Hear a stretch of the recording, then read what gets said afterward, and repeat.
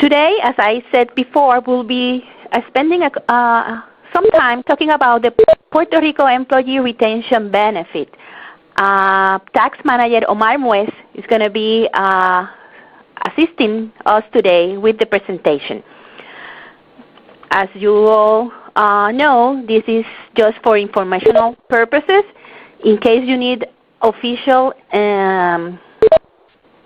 advice regarding any topic we discussed today, please contact either Omar or myself for future discussions.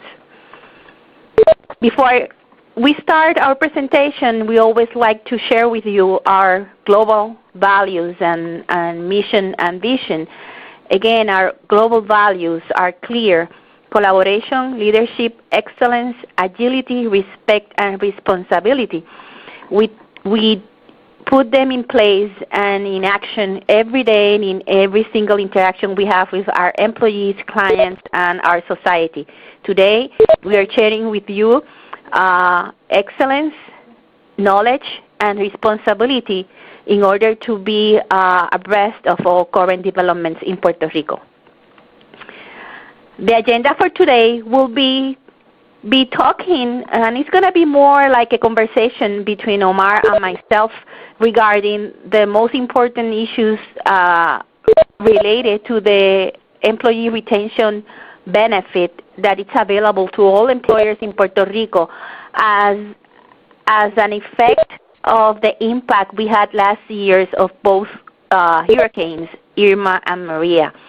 We'll be defining who is an eligible employer, that means who qualifies to get this benefit, the requirements they all need to be aware of and meet in order to be able to claim the benefit, which of your employees are eligible to count for the benefit, as well as what wages can you count to calculate your benefit. One of the most important determinations we need to make is when your business became inoperable due to the storms and when you resume significant operations. That time span will provide you the amount of wages that you will be then using to compute your final benefit. Lastly, we'll be talking about how you can claim the benefit and when you can expect to get the money in your account.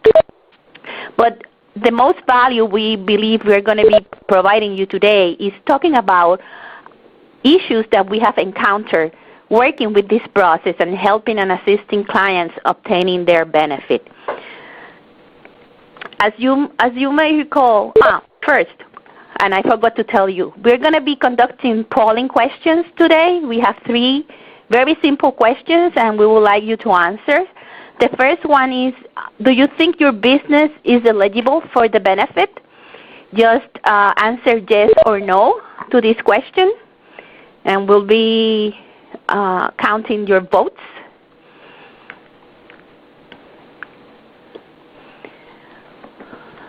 Okay, we are getting the answers there a little bit more.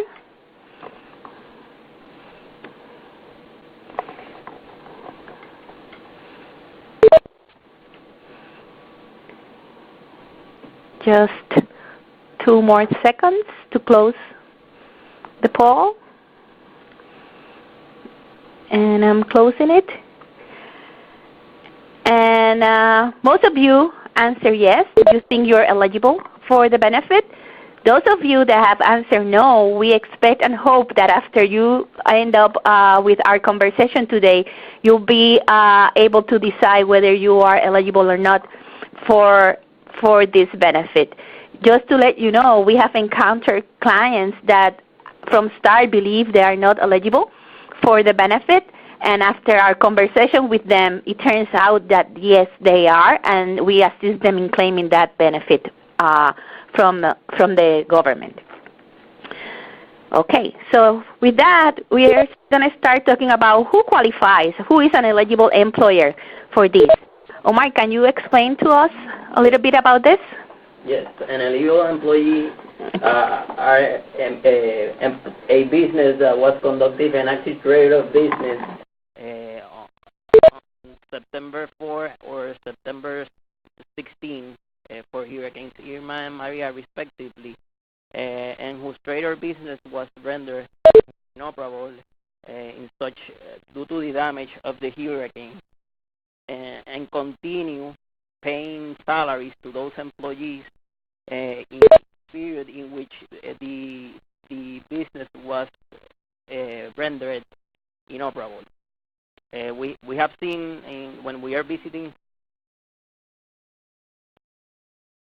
Hello.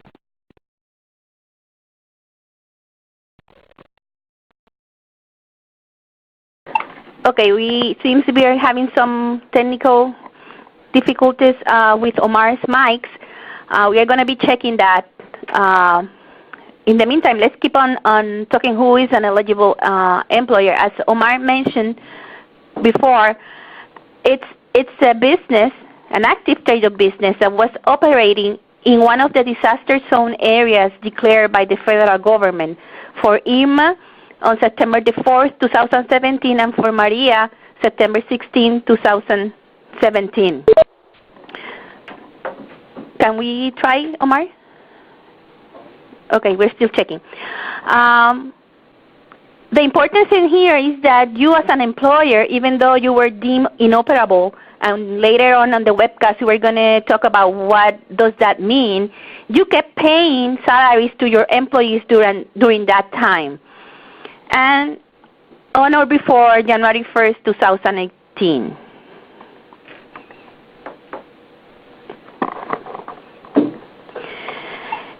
Who is an eligible employer? This is a question that we receive every day. It really doesn't matter how you conduct your business. You can be a partnership and a special corporation, a special partnership, or a corporation of individuals. You can be a regular corporation or even a self-employed individual who is engaged in a trade or business in Puerto Rico and, of course, has employees in their business. Very important for Puerto Rico purposes, given the fact that this is a U.S. benefit. It was approved by the Congress and is administered by the U.S. Treasury. Non-for-profit entities and any other entity not subject to income tax is not an eligible employer. One of the provisions, the reason behind this provision of limiting the credit to only entities subject to a liability, an income tax liability, is that for U.S. tax purposes, this is a credit, not a cash benefit specifically. Therefore, for U.S. purposes, only entities that are subject to income tax could claim the credit. And for that purposes, non-for-profit entities in Puerto Rico or entities that are not subject to income taxes will not be considered legal employers. We have the question where a branch of a U.S. corporation could request the benefit under the employee retention credit, and the answer is yes. A branch of a U.S. corporation could request the benefit unless such employees were claimed under the credit of U.S. Section 51 of the U.S. Internal Revenue Code. The reason behind why those employees could not be taken is because an employee could not be taken or considered more than one time specifically. And for Puerto Rico tax purpose, what is considered a U.S. branch is a U.S. corporation that begins conducting a business in Puerto Rico and has an authorization to do business at the Puerto Rico Department of State. So for Puerto Rico purposes, it will file a standalone return, and for U.S. purposes, it will consolidate on a return. And that's the main reason why you won't be able to claim the same employee for both jurisdictions. It's very important to clear this out, as Omar explains, because maybe in the U.S., and giving you some background on this credit, for U.S. purposes, what the employers can claim is an income tax credit that is going to be reflected in their income tax returns, and it's not refundable. So that means that if they're not going to be able to use the credit in, let's say, for 2017, they have, I believe it's a carryover period of 5 years to be able to claim or use the credit.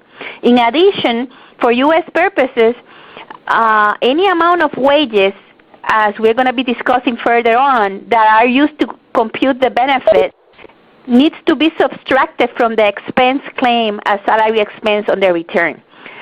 Since Puerto Rico corporations do not file U.S. tax returns, this brought in a complication on the administration of this benefit. That's why Puerto Rico Treasury negotiated with the U.S. Treasury Department to, instead of having a credit, having a refund of this benefit. And that's why when we go further on and discuss the amount of the benefit, it's going to be somehow different from the amount of the credit if you are going to be operating in the States.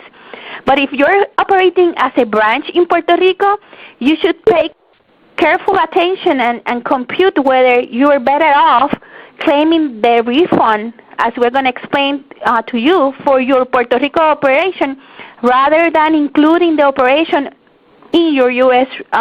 Claim of the credit. Because remember, in Puerto Rico, you're going to get cash, money deposited to your account versus a credit that's the benefit you get in the U.S. So that's a very important point to keep in mind if you're operating here as a branch.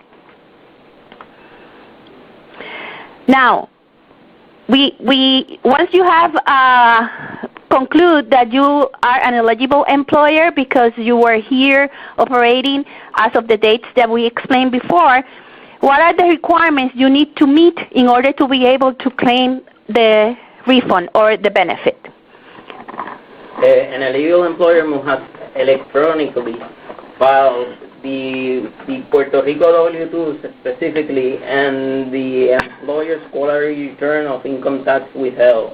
Also, the eligible employer must have filed either paper or electronically the quarterly disability and unemployment return at the Puerto Rico Department of Labor. In addition, the quarterly federal tax return form 941 PR. Specifically, in the filing process, I must provide you comments with respect. When we are uploading information, there is a cross-reference of the information of the name, Social Security of the employees, and what we are uploading. Therefore, we must match what we have reported on the unemployment, on the quarterly unemployment tax return, specifically the names and Social Security, with what we are going to be uploading. Also, we have both become aware that some employers have been having issues with the Puerto Rico Department of Labor disability quarterly returns that are not being uploaded because some filers are paper files and they have to upload by PDF, so the Treasury can take a look at the files and you can go to the Puerto Rico Department of Labor and request to certification and to be able to visit the Puerto Rico Treasury Department and resolve that problem specifically.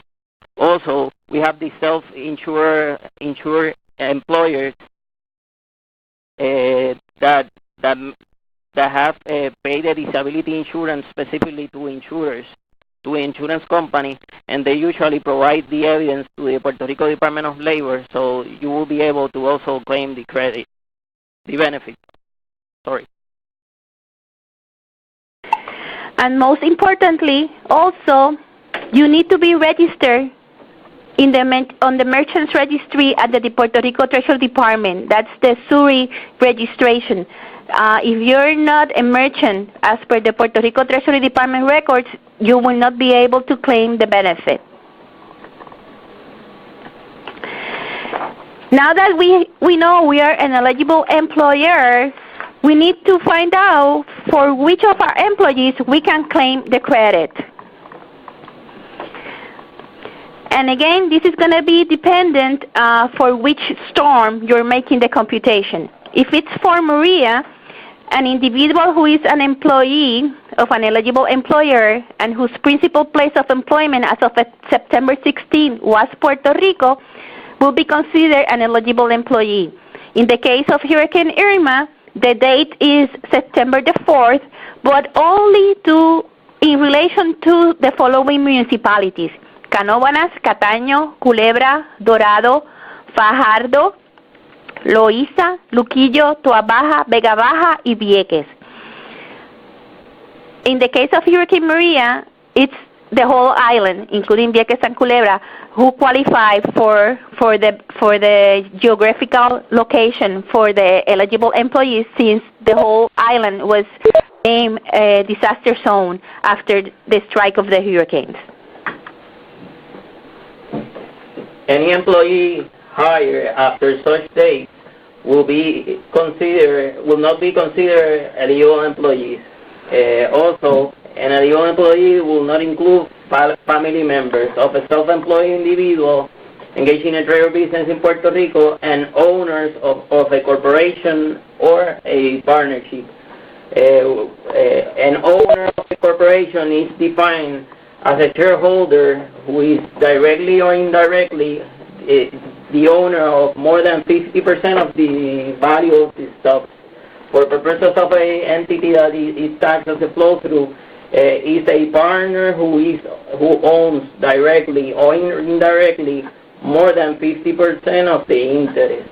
It is important to mention that the guidance provided by the Treasury Department excludes from the definition of family members, husbands, and wives. So that means that if you're a self-employed or have your business and your husband or wife work with you in your business, they qualify as an eligible employee, not your children or your parents or your brothers and sisters or your cousins or any other type of family. Again, husband and wife do qualify as an eligible employee. We want to stress the fact that this is a benefit for the retention of employees. So that's why only employees that were hired before, that were working with you before the hurricane's date that we mentioned on the previous slide are the ones that qualify. A lot of businesses had to hire employees after the storm strike, but those employees would not qualify for the benefit because they were hired after the strike of the storm. So remember, it's a retention, employee retention benefit, so only those employees that you retain after the storm and kept paying salaries to them are the ones that are going to be qualifying. Also, it is important to mention that the September 16 and September 4 for Hurricanes Maria and Irma respectively are provided for analysis purposes, because if you refer to the day that the hurricane hit Puerto Rico, it was September 6th and September 20th. Nevertheless, there were some preparations for the hurricane, and based on the definitions provided, you can determine that your company could be inoperable before the 20th or the 6th of September. And again, that's a very important fact to keep in mind. And we have encountered clients that, because of that, they have been able to increase the claim they were projecting to make, because they were able to expand the time span, the time frame of their claim. Now that you have concluded that you are an eligible employer and that you have eligible employees, what are the wages? What wages or what compensation will qualify for the computation of this benefit? And for purpose of the computation, they define qualified wages as those paid by an eligible employer to an eligible employee on any day after the specified day of the hurricane, but before January 1st, 2018. Again, the specified day is September the 4th for Irma and September 16th for Maria. And it would be from that date until December 31st, 2018. That's the time frame that you're going to use to compute the qualified wages. Even though, Omar, what happens if even though after January 1st the business is still not operating substantially? The company could only take advantage of the credit up to the wages paid to an eligible employee up to December 31. So basically, they can only apply for the benefit up to December 31. That's very important because we have cases that some employers are still or were still not fully operating by January, February, or March, and believe that they can claim credit for those wages, but no, the law limits them until December 31st. And as I said, it's between the date or beginning on the date the principal place of employment became inoperable because of the storms, and ending on the date on which such trade or business resumed significant operation at such principal place of employment, but not later than December 31st, 2017. And the amount of qualified wages is topped at $6,000 per eligible employee. Nevertheless, it must be noted that the total wages paid should be informed while you are uploading and requesting the information. So if you have an excess of $6,000, you should report that total wages paid to such employee. Okay, and again, it's up to $6,000. It's not $6,000 per employee, because it might be the case that you have employees that you pay the $6,000 in that period of time, or even more. But there might be some employees that you pay less. And in the case that the payment or the wages were less than the $6,000, you're going to use that amount. Let's say the qualified wages for an employee is $2,500. You're going to use the $2,500 and not the $6,000. So that's very important to clear up. What is qualified wages, or what do we include in the term qualified wages? Generally, and in general terms, it means all the salaries that you paid or accrued subject to the unemployment tax. And that will include commission, bonuses, tips that were paid other than cash, via debit or credit cards, vacation time you paid, illness time you granted, and amounts incurred or paid with respect to medical or hospitalization expenses due to illness or disability. All that is going to be included as qualified wages or compensation for purposes of the computation. Specifically, there may be a difference between what you reported on the unemployment tax return, and it will be with respect to any expenses related to hospitalization expenses or medical expenses due to illness and disability that usually are not reported on the part of wages. And important to mention is that the qualified wages include wages paid regardless of whether the employees perform services at a different location, or perform services before significant operations have resumed. So to the extent that you kept paying the salaries to your employees during the period deemed inoperable of your business, those qualified wages are going to be used for the computation of the benefit. I have some examples that I have encountered with assisting our clients in computing the benefit. And with respect to the performance of the services, they have had a lot of employees that were not able to have access to their employer facilities due to the geographical area in which they live and the transportation issues and gasoline. So and they thought that they were not able to claim those employees. And if you remain paying wages, you could claim such wages. And specifically with regard to the performance of services at a different location, there are employers that had substantial damages to their building, and they have to move their operations either temporarily or entirely, and those wages of those employees that principal place of business was damaged would be considered up to the point that the operations are resumed. Nevertheless, if such time is after December 31, all those wages could be claimed for the benefit. In the case you used a third-party employee leasing company, please bear in mind that these employees are employees of the leasing company. So that's the employer that will be able to claim that benefit. Okay? So it's not you that have contracted the leasing company to provide you employees. So in case you have third-party employees working in your business, those would not qualify for the benefit for you as an employer. Also, if you have or made payments to independent contractors during that period, those do not qualify. Remember, it's an employee retention benefit. And also, if you provided some disaster relief payments to your employees during, the period after the storm, those would not be qualified as wages either. It's time for our second polling question.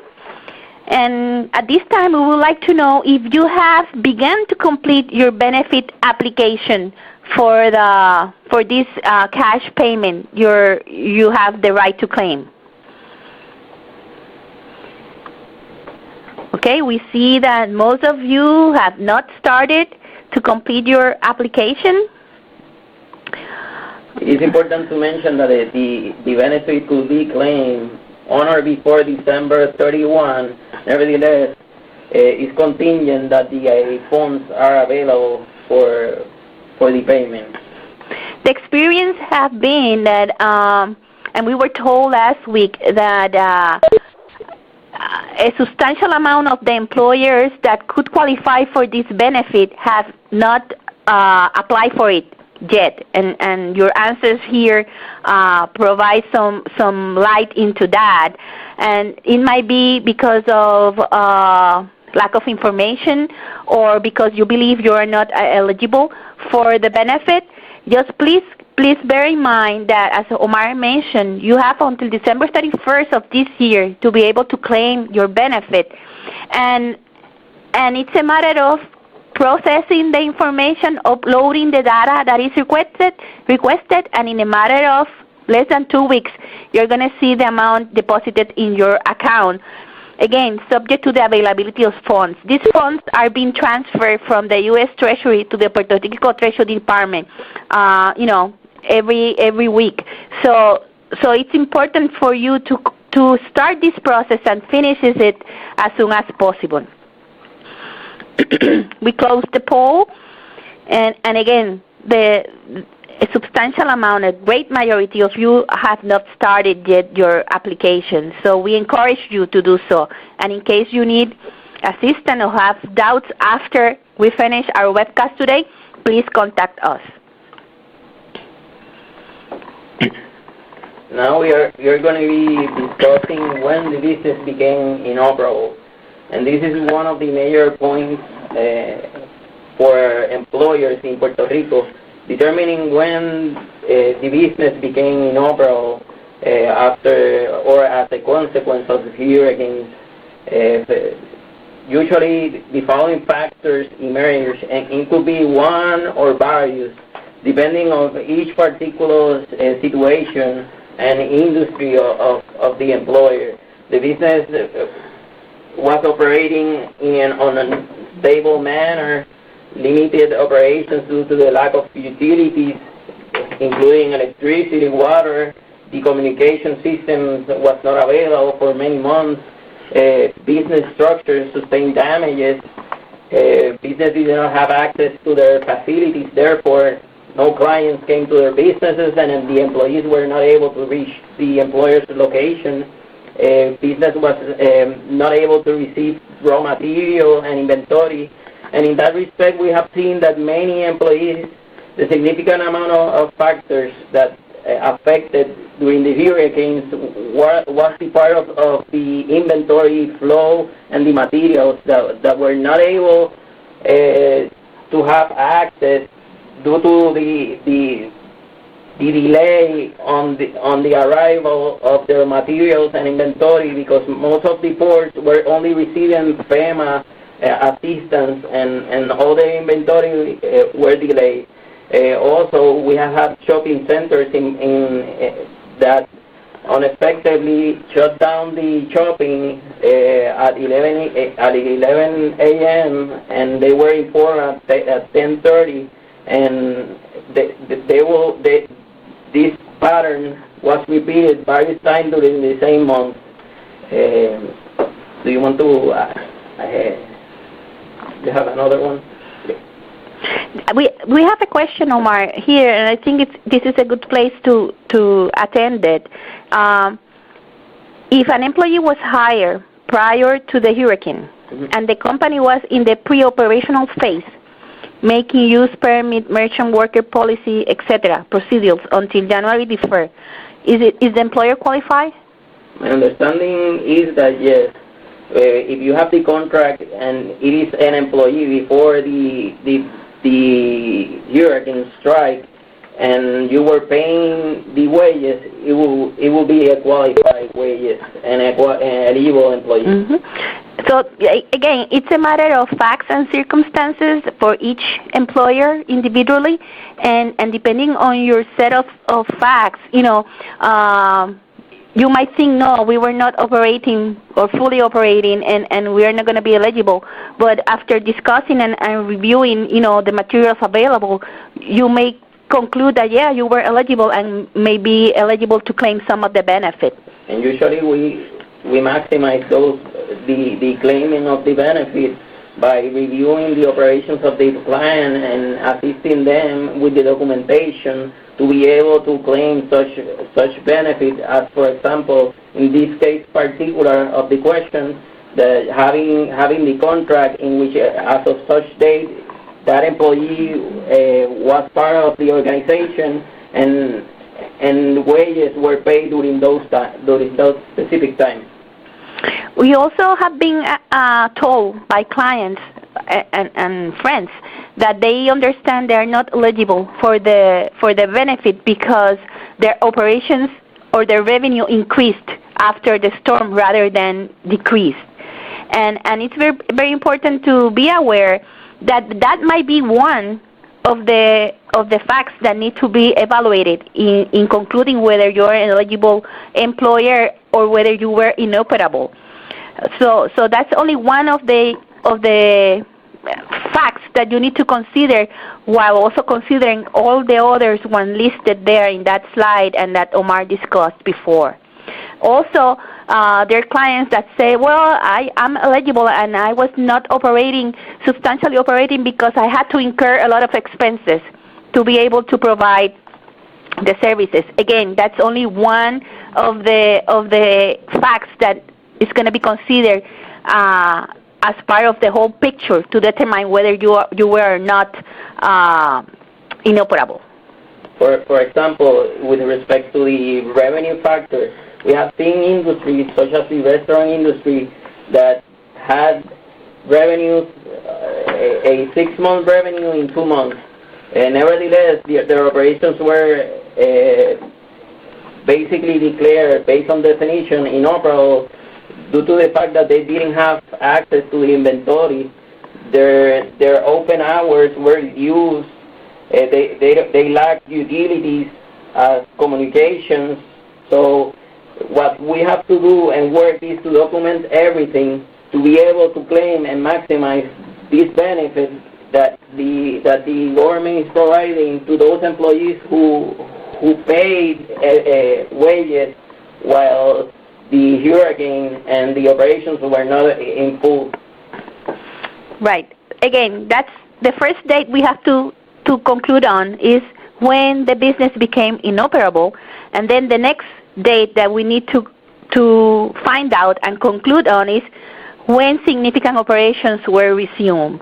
Before we go further, I want to share with you, we have been asked by several of you whether the presentation is going to be available for you after the conclusion of the webcast. We'll be emailing the presentation to those of you that register for the webcast. So don't worry, you're going to get it. Okay, so Omar, when significant operations are resumed for our eligible employers? Yes, the determination of when significant operations are resumed must be done by each eligible employer, consider the facts and circumstances of each particular case.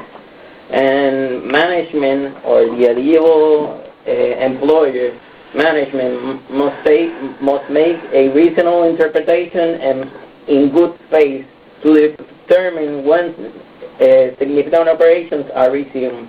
In the case that you have various locations, such determination should be done for each location, because one location, the fact that determine that the significant operations of one operation will not be the same for the others. So we must document for each, and you could have 5 different locations with 5 significant dates of operations different. So the important thing is to document each location to be able to maximize the benefit. This is very important because the guidance provided by the Puerto Rico Treasury Department provides that the term significant operations doesn't mean that the operations need to be at the same level that were prior to the hurricane. What it does provide, the guidance, is that it uses the term the 80% or more. The business reach at least 80% or more of the activities that the business was performing before the hurricane. And for purposes of determining the 80% or more, each employer should consider the variables or the factors that are essential to their operations for the operations to be conducted. For example, on the guidance provided, the energy problem, if you were using a generator, you are not inoperable because you didn't have energy, because you mitigate such deficiency by having a generator. Nevertheless, you didn't open the 8 hours that you usually do, and you open 6, and you will end up having like 75%, and therefore you could claim the benefit. In the case that you didn't have inventory, you should make reports of inventory flow and compare them depending on the type of industry. If you're an industry that it is seasonal, you could compare it with the prior year. If it is constant, you can compare it before the hurricane. Also, if we have some examples that the guidance provided that it is an eligible employer, it has all of the employees, it didn't sustain any problems, it had energy, it was working normal hours and everything, but the main customer that provided 90% of the revenues was not operational. Therefore, up to the point that that client that provided the revenue stream for that employer, that period of time, the employer could claim the benefit for the wages paid to those employees. Okay, so this, what we want to communicate to you through this discussion is that it is not an a mathematical computation where you're going to say 80% it's there. No, it's again a review of your situation, your specific circumstances before and after the storms that will give you the possibility of increasing the amount of the benefit that you'll be able to claim. Remember, you need to have the 2 dates, very important dates. When the business became inoperable and when you resume significant operations. The more you can stretch that timeline until or closer to December 31st, the higher the possibilities or the higher amount of the benefit they're going to be claiming.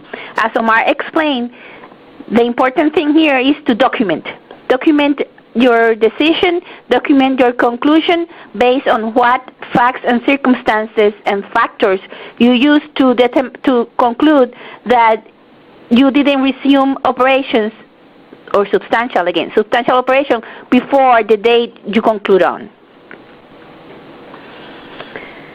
So now that we know we are an eligible employer, we know who or which of our employees are eligible, we know the time frame or the timeline from what day to what day we're going to compute the benefit. Now we have to compute the benefit. And Omar, how do we compute that benefit? Yes. The amount of benefit is applicable to an employee, to an employer, will depend on the net income subject to income tax. There are two categories. Category 1 employers, which are employers that have net income subject to tax of more than $10 million, will be able to claim 26% of qualified wages up to $6,000.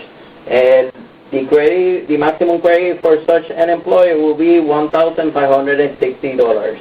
In the case of a Category 2 employer, which are employers who has a net income of equal or less than $10 million, is 32% of qualified wages, up to $6,000.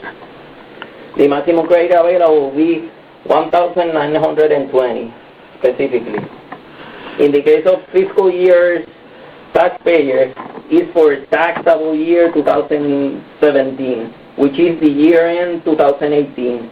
If your year end has not ended, you should make an estimate of the amount of net income, and in the case that you are near the threshold, you should make an estimate and request the benefit. For example, if you request the 26 Category 1 employer and you end up with less than $10 million, you will have up to February 28 to claim that portion that was not claimed if you file before December 31. That's very important to keep in mind. If you're a fiscal year taxpayer, again, remember, you have until December 31st, everybody has until December 31st to claim the benefit. But if you're a fiscal taxpayer and your year end has not come by because, you're November, for example, that's the last fiscal year that might end up, in this 2018, you can do an estimate of your net income for the year, and then once you finished and you do your final computation, you will have until February 28, 2019 to make and claim for the adjustment. The difference between the amount that you claim before December 31st and the amount you had the right to. On the other hand, and by the same token, if you estimated that you were a Category 2 employer but then ended up being a Category 1, you would need to make the adjustment and reimburse Treasury the amount of the excess benefit that you received before December 31st. Therefore, our recommendation is if you're near the 10 million, request the 26, and after the year end, if you end up with less, you could claim the additional portion on or before February 28th. A question that we get a lot is whether this benefit they're going to be receiving deposited to your cash, to your bank account, is taxable income. And the answer is no. It's not taxable income. And further, you're not required to reduce your salary expense by the qualified wages you use to compute the benefit. This is very different from the treatment in the States, as I explained at the beginning of the webcast. In the U.S., the wages you use to compute the credit, you need to reduce them from your salary expense. So in Puerto Rico, it's a true benefit. You get cash, you get a refund. you don't get taxed on that amount of money, and you don't need to reduce your salary expense that's going to be claimed or you claim on your tax return. So it's important to keep that in mind, and this should be a motivation for all of you that have not started the process to start the process and get this money deposited into your account. So we know how much it is. How do we claim it, Omar? Yes. The benefit is claimed is only could be requested through electronic form on the following webpage, using the platform, the same platform in which the employers file the employer's quarterly return of income tax withheld in the Colecturía Virtual. And specifically, the once you file and upload all the information, you will be able to have access to such cash within 2 weeks. That it is important. Omar, can you talk about a little bit about the experiences we have had when uploading and the matching process that goes on? Usually, once we prepare the Excel file to upload the information, which includes the Social Security number, the complete name, and the total wages paid, the Puerto Rico Treasury Department system, once you upload, compares the information with respect to the name and Social Security of what was filed with the unemployment return. Therefore, if it doesn't match, it will not process the claiming of the benefit. We have, for instance, we have had a problem with the second name of the person or some misspelling that were provided, and you will have to identify such employee, make the corrections, and upload the information accordingly. Okay, so again, this is just an advice that if you have lots of employees for which you're going to be claiming the benefit, it's very important to not to leave this to the very last moment. Again, you need to review and be sure that the names and Social Security numbers that were included in the W-2s and on the list match with those that were reported to the Department of Labor using the unemployment and disability returns. Because if they don't match, the process will be stopped, and you will not be able to claim your benefit until the exceptions are cleared. It's time now for our third polling question. We would like to know which of the following determinations presents the highest challenge for you.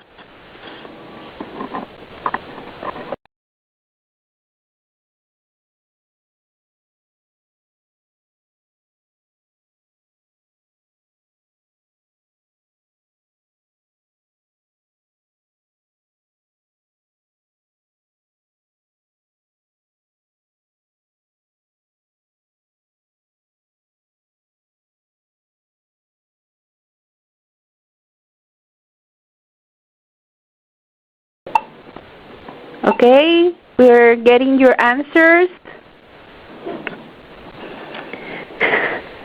And we see that our predictions were correct, Omar. Yes. Yes. We understand that concluding when you became substantially operational, it's the biggest challenge.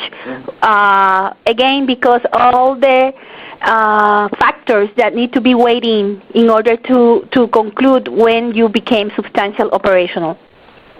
Yes, and one thing that it is important and it is the value added. We usually assist in the documentation process and assisting management with the determination when the operations were resumed based on the guidance provided by the Puerto Rico Treasury Department. So this is the most difficult for all the clients that we have worked with, and the answer shows it. Okay, so thank you for answering that last question, that last polling question. And again, we're here to help you, assist you, and making the most out of this benefit in order for you all to be able to get this cash, this money that is available for all of us. Okay? Let's see, I'm closing the poll. Okay.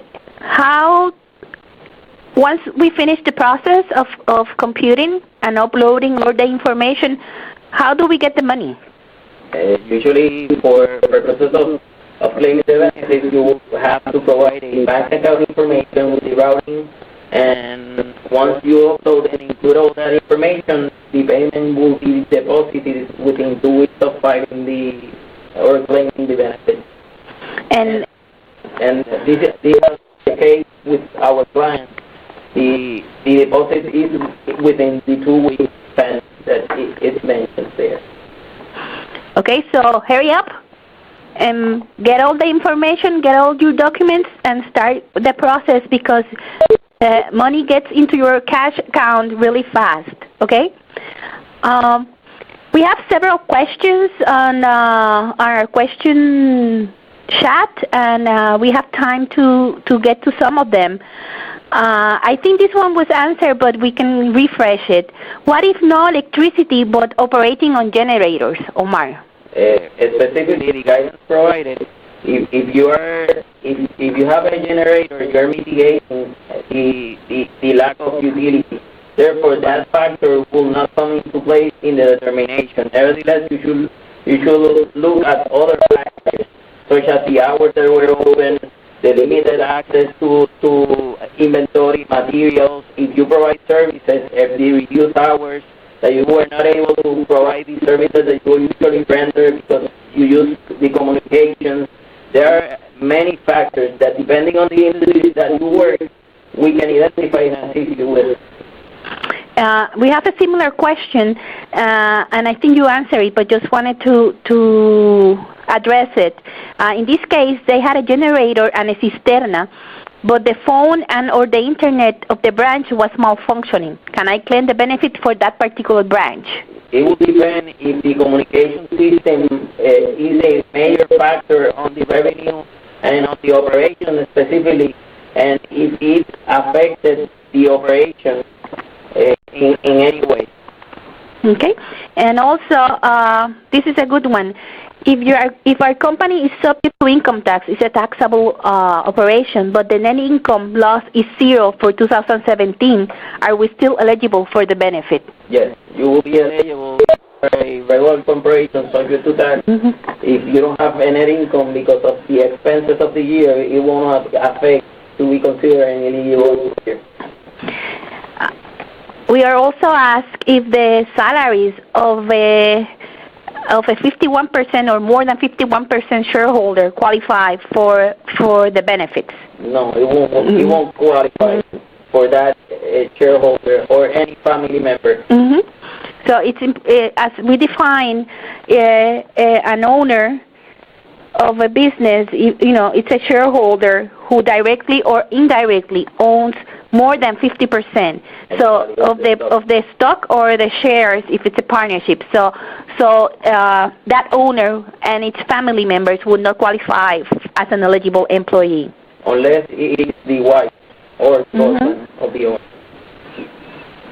Okay, and again, the determination is directly or indirectly, and you will have to go to the attribution rules that the code provides in order to determine whether it's directly or indirectly owned by the shareholder. If an employee earned commissions and they were accrued but were not paid on or before December 31st, 2017, can they still be used to compute the benefit? Yes. The answer is yes, because it is any wages and include within the definition of wages, commissions are included, and whether they are paid or accrued. And even though they were paid and no services were rendered, you could claim those wages. Is it possible to claim the benefit for the payroll paid?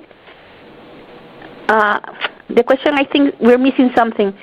The payroll paid between December 16, between December the 16th to the 20th.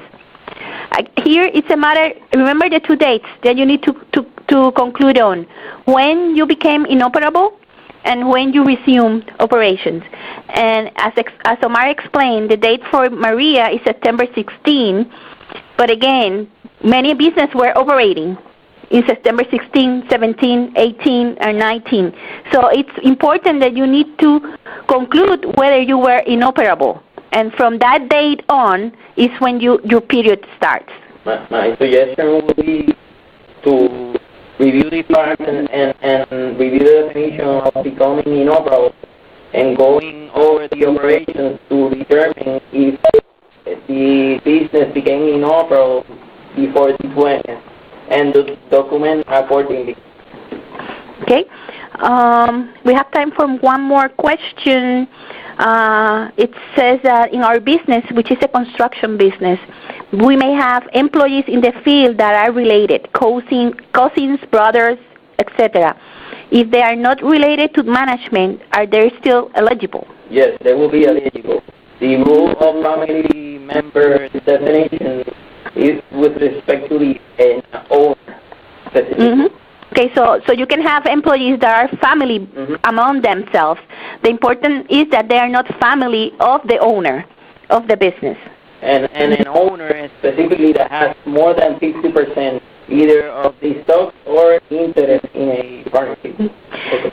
And one more question, and I think we talked about this, but I think it's important to refresh it. If the employer has multiple locations, do the analysis has to be performed separately for each location and then added up to determine to conclude on or compute the full benefit? That is correct, yes. And usually we see that we can maximize also if we make that analysis by location, and the guidance requires that for each location the determination could be done and the facts could be different, so you could take advantage of that.